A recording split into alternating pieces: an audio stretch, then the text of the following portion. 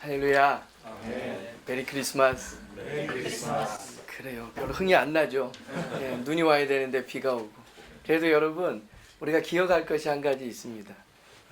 눈 오는 때 예수님이 오셨기 때문에 메리 크리스마스가 아니라 비가 오더라도 주님이 이 땅에 오셨기 때문에 메리 크리스마스인 줄로 믿습니다. 한 번 더 인사할까요? 미리 크리스마스. 메리 크리스마스. 그래요. 크리스마스를 우리가 기다리는 대림절 절기를 보내고 있습니다. 그냥 기다림이에요. 기다림이 때로는 설레임이고요. 어떤 반면에는 또 지루함일 수도 있습니다. 여러분에게 이 대림절은 어떤 기간입니까? 정말 메리 크리스마스를 기다리는 그 설레임으로 우리 주님이 이 땅에 오셔서 세상의 모든 갈등과 반목되는 것들을 다 다스려 주시고 평안케 하시는 일들을 우리가 목도하면서 믿음의 눈으로 바라보면서 그 기쁨을 미리 크리스마스 할 수 있는 저와 여러분 되기를 바랍니다. 혹시 호출부호 중에 PBS를 아십니까? 같은 언론인데 네. 너무 당연한 얘기라 그런가요? 네. 저도 한때는 언론에 있었습니다. 여러분이 생각하는 그 PBS 말고요. 제가 있었던 언론은 장로의 신학대학교 학생의 방송국을 이야기합니다. 25, 6년 전이었나요? 한 번은 제가 속한 방송국이 그 세미나를 갔습니다. 국원들 워크숍을 하려고 학기 말이 되면 가장 싼 지방에 숙소를 잡고 저희가 예약을 하고 갔는데 이게 아무래도 착오가 있었나 봐. PBS에서 왔다고 그러니까 워크숍을 하러 왔다고 아마 예약을 한 것 같은데 그분들이 환영 현수막을 하나 붙여주셔가지고 몸둘 바를 모르는 상태에 아니라고 부정도 못하고 뭐 그렇다고 특별히 챙겨준 건 없지만 가슴 피면서 이렇게 다녔던 기억이 납니다. 같은 호출부예요. PBS. 그런데 이제 내용을 들여다보면 전혀 다른 내용인데 언론이 무엇이죠? 오늘 말씀의 제목처럼 보는 것을 전하고 듣는 것을 전하는 거예요. 그런데 언론이 하나가 아니에요. 다양하고 많습니다. 이유가 뭘까요? 동일한 사실을 전달하는 그 기능을 하는 기관, 단체, 그 목적의 모임 똑같은데도 불구하고 이런 모임, 저런 방송국, 저런 신문사들이 곳곳에 있더라라는 이야기예요. 그리고 그 스펙트럼을 우리가 쫙 펼쳐 놓으라면 좌에서 우까지 다 우리가 나름 정리할 수가 있습니다. 한국 기독공부는 어디 있습니까? 저는 답을 드릴 수 없어요. 물론 제가 애독자지만 감히 여기에 생을 하고 있는 분들에게 무엇을 제가 이야기할 수 있겠습니까?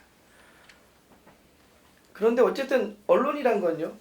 보는 것, 듣는 것을 가지고 와서 누군가에게 전달을 하는데 다양한 신문사들이 있는 이유는 우리가 흔히 이야기하는 관점, 렌즈, 시각이 다르다는 거죠. 그래서 그걸 나열해 보면 저쪽 끝에서 저 우쪽 끝까지 우리가 이야기를 한다는 거예요. 여러분에게는 어떤 눈이 있으십니까? 여러분에게는 어떤 귀가 있으십니까? 오늘은 이 눈과 귀에 대한 말씀을 잠깐 나누고 싶은 거예요. 혹시 보이지 않는 고릴라라는 걸 아십니까? 이거는 미국의 심리학자가 1999년 세기가 바뀌었죠. 그 예전 세기에 한 실험을 했습니다. 학생들을 아르바이트로 불러 모아요. 그리고 3명을 세워놓고 이쪽에는 흰색 옷 입은 3명, 이쪽에는 검은색 옷 입은 3명. 그리고 농구공을 하나 던져주고 1분 동안 열심히 흰색 공을 가진 사람들에게 패스를 하라고 얘기해요. 그래서 1분 동안 막 패스한 것들을 영상으로 담아냈습니다. 오늘 저 카메라처럼요. 그리고 사람들을 불러 모아놓고 그 영상을 보면서 하나를 제시합니다. 이제 1분 동안 영상을 하나 볼 텐데 이 영상에서 흰색 옷을 팀의 사람들이 패스를 1분 동안 몇 번 했는지 카운팅을 하십시오. 그러니까 지금처럼 앉아 계신 분들이 이 사명을 가지고 열심히 1분 동안 세기 시작한 거예요. 하나, 둘, 셋, 넷. 틀리면 안 되고 넘어가도 안 되고 막 긴장하고 세는데 1분이 지나서 실험자가 다가와서 묻습니다. 혹시 선수 이외에 누군가를 보셨나요? 열심히 공 넘기는 것만 셌는데 느닷없는 질문이 던져진 거예요. 그랬더니 절반 이상의 참가자가 아무도 못 봤다라는 거예요. 나중에 다시 영상을 돌려 보여주니까 그 1분 안에 10초 이상을 검은색 고릴라 의상을 입은 사람이 가슴을 치며 막 활개를 치고 있는데 절반 이상의 참여자가 그 큰 고릴라의 큰 액션을 발견하지 못하고 지나갔다라는 거예요. 이게 바로 심리학에서 얘기하는 보이지 않는 고릴라라는 실험입니다. 이거는 그런 거예요. 그러니까 부주의적 맹시라는 단어를 써요. 우리는 보는 것을 전하는 사람인데 그 본 거 믿을 수 없다 그러면 어떻게 해야 돼요? 그리고 다양한 다른 시선을 가지고 봤을 때 더 넓게 그리고 분명하게 볼 수 있다면 그 눈을 우리가 가져야 되지 않을까요? 성경에 보면요, 열왕기하 6장 17절의 말씀에 이런 내용이 기록되어져 나옵니다. 하나님의 사람 엘리사지요. 아람과 대치하고 있는 상황입니다. 아람 군대가 당대에 이스라엘보다 맷집이 훨씬 큰 나라였거든요. 이스라엘 쳐들어와요. 그리고 엘리사가 머물던 그 성에서 일어나 봤더니 사환이 막 새벽부터 달려와서 난리가 납니다. 어떡합니까? 큰일 났습니다. 큰일 났습니다. 눈 뜨고 봤더니 성 사방을 아람 군대가 포위하고 있더라는 거예요. 우리 이제 다 죽었습니다. 어떻게 해야 됩니까? 그때 엘리사 선지자가 그 사환에게 이야기하죠. 진정시키면서. 그렇지 않다. 그들보다 나와 너, 우리와 함께한 이들이 훨씬 많다. 뭔 소리예요? 우린 한 사람 보이지도 않는구만. 그리고 성을 둘러싸고 포위하고 있는 것은 분명히 아람 군대구만. 이거 무슨 얘기인가?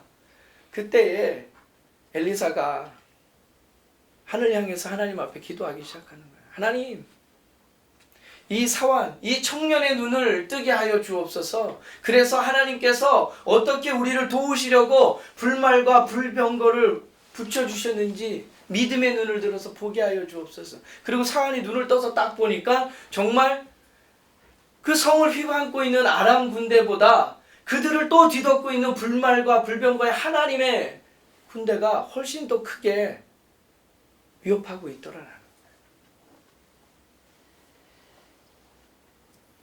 똑같이 우리가 같은 눈을 가지고 세상을 바라봅니다만은 적어도 한국기독공보의 신문에 나오는 그 활자 안에는, 미디어 안에는 하나님의 시각으로 바라보고 세상에 보이는 것이 전부인 것처럼 살아갈 때에 이것이 아니라 영원한 것이 있습니다. 우리가 주목해야 될 것은 이것입니다라고 말할 수 있는 믿음의 사람들, 믿음의 기관 되기를 간절히 축원합니다. 이게 중요한 거예요. 어차피 모든 신문사들이 사실을 이야기한다고, 객관적인 걸 이야기한다고 이야기하지만 그들 안에 눈이 다 들어가 있어요. 그들이 가지고 있는 색깔의 렌즈가 다 있어요. 그렇다면 한국기독공보가 가지고 있어야 되는 시각은 무엇이냐? 하나님의 시각, 믿음의 눈. 이 대림절 셋째 주 우리 안에 회복되어져서 주님 오시옵소서, 내 안에 오시어서 내가 바라보는 이 시선 안에 하나님께서 보게 하시는 것들이 있게 하여 주옵시고 주의 심장 가지고 이것들을 온 세상에 전할 수 있는 우리 믿음의 사람, 믿음의 식구들, 믿음의 기관 되게 하여 주옵소서. 이 기도로 가득 채워갈 수 있기를 간절히 소망합니다. 듣는 귀에 대한 얘기예요.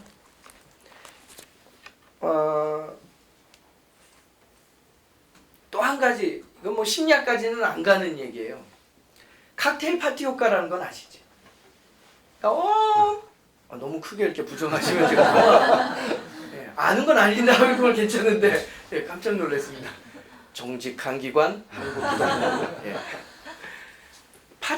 이 칵테일 파티 효과라는 거는 우리가 알다시피 수많은 시끄러움 속에서 어떤 공공장소의 많은 이 분주함 속에서 나랑 유독 마주하고 이야기하고 있는 사람의 이야기는 내 귀에 들린다는 거예요. 어쩌면 예배가 시작하기 전에 이 자리에 오셔서 아침에 인사를 나누고 막 할 때도요, 요 앉아 계신 이 중그룹 단위의 이 모임에서 나랑 눈을 마주치고 이야기하는 사람, 그 사람 이야기만 내 귀에 들린다는 거예요. 우리는 다 듣고 산다고 생각하는데 사실 우리의 귀에 들리는 정보는 제한적이라는 이야기죠. 그런 거예요. 시끄러운 파티장의 소음 속에서도 나에게 의미 있고 필요한 정보만 내가 집중해서 듣게 되는 현상을 칵테일 파티 효과라고 이야기를 해요. 세상이 어수선합니다. 뉴스 안 찾으려고 해도 오만 가지가 다 뉴스거리입니다. 그 중에 여러분의 귀에 들려오는 소리는 무엇입니까? 어떤 소리를 귀담아 들어서 그것을 한국교회에 정보로 제공하고 계십니까? 다 들으려고 해도요, 인간의 한계라는 거예요. 우리가 모든 소리를 듣는 것 같지만 우리가 헤르츠를 제한적으로 범위를 두고 있잖아요. 너무 낮은 소리도 너무 높은 소리의 영역도 우리가 캐치하지 못한다고 하잖아요.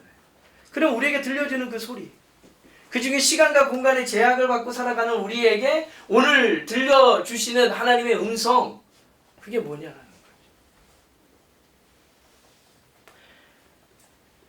오늘 너무 기도에 제가 은혜를 많이 받았는데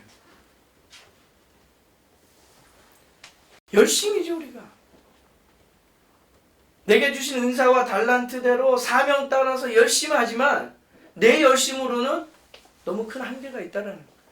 보는 것도 듣는 것도 제약이 있고요. 게다가 이 연말쯤 되노라면 뭐 한 가지 조그만한 자극에도 우리의 너무 마음과 몸이 여려져서 낙심되고 무너질 때가 많다라는 거예요. 대림절인데 성탄을 앞두고 있는데 내 마음은 저 바닥 끝에 1년 중 가장 최저에 깔려 있을 때가 이때인 사람들이 참 많아요. 여러분 어떠십니까? 열왕기상 19장에 보게 되면요, 하나님의 사람 이번에 엘리야가 등장을 합니다. 엘리야가 어떤 인물인지 아시죠? 갈멜산 꼭대기에서 850대 1로 맞짱 떠가지고 이겼던 사람이에요. 그 위대한 사람이 이사벨에게 그 사건의 이야기가 들려가면서 이사벨이 사람 보내서 들려주는 거야. 너 죽었어.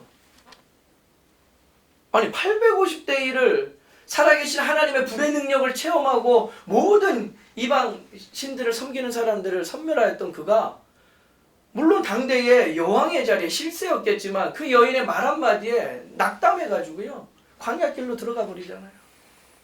그리고 뭐라 얘기해요? 하나님, 내가 하나님 앞에 열심이었는데 다 필요 없는 것 같아요. 그냥 나 죽게 내버려 주세요. 오늘날로 얘기하면 이게 아마 우울증 같은 걸 거예요. 크게 막 포커스 받고 막 살아가는 사람이 어느 날 갑자기 자살해 버리잖아요. 극단적인 선택을 하잖아요. 우리는 그렇게 연약한 존재예요. 이 엘리야의 불평어린 투정에 하나님께서 먼저는요 먹여주셔요. 숯불에 구운 빵과 음료를 통해서 그를 먹이시고 기운 차리게 하시는 거예요. 그리고 내 산으로 가까이 올라오라 그러고 이야기하시죠. 그 말씀해 보게 되면요, 구구절절 이런 이야기가 등장합니다. 산에 오르라고 하나님께서 말씀하십니다. 그랬더니요, 하나님께서 엘리야에게 마주하게 하신 건 그거예요. 크고 강한 바람이 막 휘몰아치는 거예요. 아, 하나님의 임재는 이렇게 위대하고 두렵고 떨리는 거구나. 그런데 거기에 하나님께서 계시지 않더라는 거예요. 크고 강한 바람이 지나간 후에 지진이 일어납니다. 막 흔들리기 시작하는 거예요. 그래, 하나님의 임재는 이 정도의 뭔가 특별한 표현이 있겠지, 상징적인 게 있겠지. 그런데 그 다음에도 보니까 하나님이 계시지 않더라는 거예요. 이어지는 건 뭡니까? 지진 후에 불이요. 아, 그 불의 능력으로 내가 저 이방인 신을 섬기는 850명 무찔렀지. 그런데 불이 활활 타오르는데 거기에도 주의 임재는 보이지 않는 거예요. 크고 강한 바람이 지나가고 지진이 지나가고 불이 지나가고 나서 성경에 보면 세미한 소리가 들리기 시작했더라. 그게 하나님의 소리였어. 아니 그 큰 사람들이 지나가는데 어떻게 세미한 소리를 들을까? 칵테일 파티온가. 내게 지금 필요한 거. 하나님이 내게 지금 찾아오셔서 인격적으로 날 만나시고 내 상황과 환경에 직면한 그 문제 앞에 오셔서 이야기하실 때 그 소리는 세미한 소리지만 너무나 크고 뚜렷한 음성으로 우리 귀에 들려지고 우리의 심장에 새겨지는 거예요. 무엇을 듣고 계십니까? 어떤 것을 듣고 한국교회에 들려주기 원하십니까? 먼저는 우리가 하나님의 시각이 회복되길 바라고, 우리가 세미한 하나님의 음성을 듣는 영적 분별력을 회복하게 되기를 바라고, 글로 말미암아 우리가 할 수 있는 것, 우리 일상에 주어진 상황 가운데 보게 하시고 듣게 하시는 것 속에 하나님의 시각이라는 렌즈를 끼고 주의 길을 가지고 듣게 된 것들을 잘 정리하셔서 표현해 주세요. 오늘 기도에 나왔던 것처럼 한국 교회에 소망을 주고 이 추운 계절에 힘에 겪고 어려운 이들에게 위로와 사랑을, 그 하나님의 계획과 신실하신 약속이 성취된 성탄을 이야기할 수 있는 우리 한국 기독 공부 모든 임직원들 되시기를 간절히 축원합니다. 아멘.